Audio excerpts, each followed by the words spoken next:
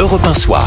19h, 21h, Pierre de Villeneuve. Toujours avec Olivier d'Artigol et Jean-Claude Dacier, les comparutions immédiates au tribunal de Paris se poursuivent aujourd'hui sur ces casseurs qui ont donc fêté d'une manière un peu étonnante, et c'est un doux euphémisme, cette victoire du PSG en Ligue des Champions. Comparutions immédiates qui se poursuivent. Écoutez bien ce sonore qu'on va vous faire écouter. Il s'agit du frère d'un accusé et il était interrogé par CNews ce matin. C'est la première fois qu'il fait une bêtise dans sa vie. Et je suis encore le répéter, je suis fan de football. Si vous êtes fan de football ou autre, au général, vous savez ce que c'est. Tout le monde est parti fêter, tout le monde était content d'aller fêter. J'y suis même pas allé pour vous dire. Je vais être honnête avec vous, je veux juste parler pour représenter tous les frères et sœurs de tous ces gens-là qui sont jugés et dire que c'est très facile de mettre une caméra sur un instant T dans la vie de quelqu'un, mais la vie de quelqu'un, elle dure 20 ans, il a 19 ans, c'est pas ça. C'est tout ce que je veux dire et c'est ce que j'ai à dire. Et je demande juste aux humains de faire preuve d'empathie et de ne pas juger sur un instant T le comportement de jeunes pendant un instant. J'ai fait des erreurs dans ma vie. Je sais que même des policiers ici ont fait des erreurs. On va pas me faire croire que mon petit frère il est pire que les gens dans cette pièce. Et le ministre de la Justice, il pense ce qu'il veut. La jeunesse française et la majorité des Français ne sont pas d'accord avec ce monsieur. Donc c'est tout ce que j'ai à dire. Et je sais que la majorité des gens savent très bien qu'il y a de la nuance dans toute chose. Donc ce que je demande aux autres, c'est de faire de la nuance et d'en créer et de comprendre qu'il faut en avoir. C'est tout. Voilà. Faire de la nuance. On n'est pas d'accord avec ce que pense le ministre de la Justice. Et puis l'instant T, Jean-Claude Dacier, on ne va pas juger sur l'instant T. Non. Mais qu'est-ce que c'est que cette histoire d'instant T, Jean-Claude Dacier ? On va pas accabler ce garçon qui défend son petit frère avec les arguments qui sont les siens et qui sont pas très convaincants. Mais non, mais c'est pas un individu, c'est la majorité. Il l'a dit d'ailleurs, je représente tous les petits frères et les petites sœurs de ceux qui... C'est global. Oui, parce qu'il pense que globalement, aucun n'a fait de faute, aucun n'a pas... Mais à l'instant T, mais qu'est-ce que raconte ce garçon ? Mais le drame, c'est celui-là, c'est qu'ils ont justement à peu près ça dans la tête, c'est-à-dire pas grand-chose. Et ils considèrent, si on le pousse un peu, que ce qui a été fait samedi soir et dimanche soir n'est pas aussi grave que cela. Mais vous savez, on parlait tout à l'heure de l'histoire du juge d'instruction qui ira ou n'ira pas voir monsieur Amra dans sa prison. Ça en dit long, me semble-t-il, sur l'état d'esprit qui règne dans le milieu de la justice. Regardez, le garde des Sceaux a très bien senti ce qui était en train de se passer. À partir de lundi, il a vu les condamnations qui n'en étaient pas. La plupart sont reparties. Je ne sais pas très bien ce qui a été du sursis décidé cet après-midi, mais il n'y a que des sursis. Il y a eu une des exception travaux d'intérêt généraux. Oui, qui sont pas appliqués pour 99% d'entre eux. Donc il a dit quoi ?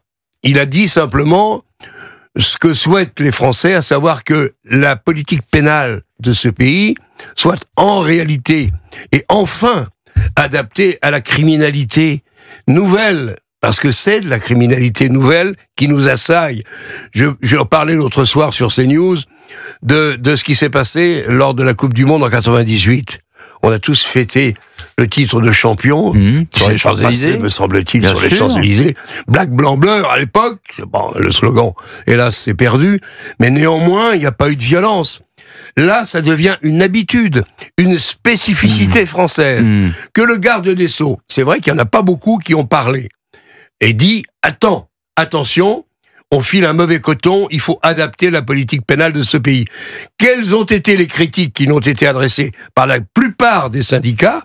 C'est ça, mais comment un garde des Sceaux se permet de venir nous faire une remarque ou deux sur la manière dont les juges ont prononcé les peines au cours depuis 24 ou 36 heures ? C'est pas normal. Enfin, écoutez, franchement... Vous parlez du garde des Sceaux, justement, avant de donner la parole à Olivier d'Artigol. Écoutons, tour à tour, le ministre de l'Intérieur, Bruno Retailleau, et le garde des Sceaux, Gérald Darmanin. Je pense qu'il faudra une révolution pénale. Il faudra d'ailleurs, ça devrait figurer en haut de la pile, supprimer le texte de Madame Belloubet, notamment, qui interdit des peines de prison de moins d'1 mois et avec des aménagements de peine quand on est condamné à moins d'1 an. Ça interdit les courtes peines de prison. Or, moi, je pense que ça fait partie des solutions. Il faut adapter le code pénal à la violence d'aujourd'hui. Ce code pénal n'est pas adapté à la violence que nous connaissons. Je propose de supprimer le sursis, qu'il n'y ait plus d'avertissement, mais que tout de suite, dès la première condamnation, ce soit de la prison ferme ou une peine extrêmement ferme. Et deuxièmement, qu'on puisse faire des peines minimales à partir du moment où le juge a reconnu la culpabilité de quelqu'un. C'est un changement radical, mais cette radicalité, on en a besoin. On en a besoin, d'autant que je viens de consulter mes fiches. 93 des dossiers ont été classés sans suite, Olivier d'Artigol. Béatrice Brugère, la magistrate que nous avons reçue dans ce studio, préconise en effet dans son dernier ouvrage des courtes peines, même très courtes, dès le premier acte, pour éviter l'installation d'une impunité et un crescendo dans la violence et les faits de plus en plus graves. Je me suis vraiment attaché à regarder de près le profil des personnes qui ont été donc présentées devant la justice. La famille concernant le frère qui a parlé, son frère donc qui est lui devant la justice est un alternant. Ses 3 frères sont insérés socialement et c'est la première fois qu'il est pris la main dans le sac. Le casier judiciaire est vierge en tout cas. Peut-être qu'il avait commis des choses répréhensibles par le passé, nous ne le savons pas. Et donc les magistrats ont en effet la possibilité de prononcer un sursis ou des peines aménagées. Je ne pense pas que la justice soit frappée d'un laxisme généralisé. À preuve, nous n'avons jamais eu autant de détenus dans les prisons françaises. Le record a été atteint le 1er mai dernier, avec plus de 83 000 détenus dans notre pays. Ce qui veut donc dire c'est pas une preuve. Ce qu'il veut donc dire on n'a pas construit de place de prison. Ce qu'il veut donc dire, j'ai l'impression. Je vais y arriver. Oui, j'aimerais bien vous entendre jusqu'au bout parce que là, jusqu'à présent, pardonnez-moi, mais j'ai l'impression d'entendre Christiane Taubira. Je peux poursuivre? Ouais, mais le temps manque. Mais j'ai terminé. Mais non. Alors, la justice n'est pas totalement laxiste puisque des peines de prison fermes sont prononcées. Nous avons un record de détenus en France.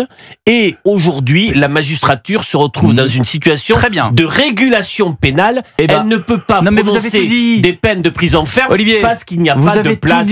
On peut pas. Mais vous vous rendez compte de ce que vous dites? Mais est-ce qu'on peut le dire? Mais bien sûr. Mais vous savez pourquoi on peut le mettre en colère? Vous savez pourquoi on le dit?